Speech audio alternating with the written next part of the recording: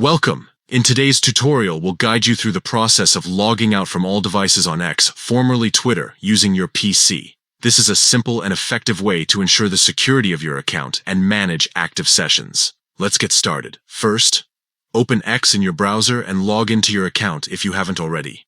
Once you're on the homepage, look at the left-hand side menu and click on the More icon to access additional options.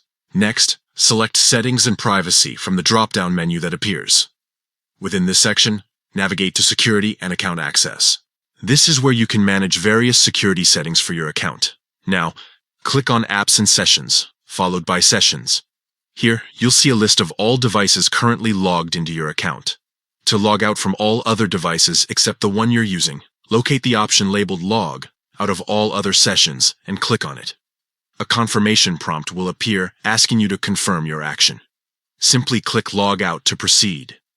Within moments, X will log you out of all other devices, ensuring that only your current session remains active.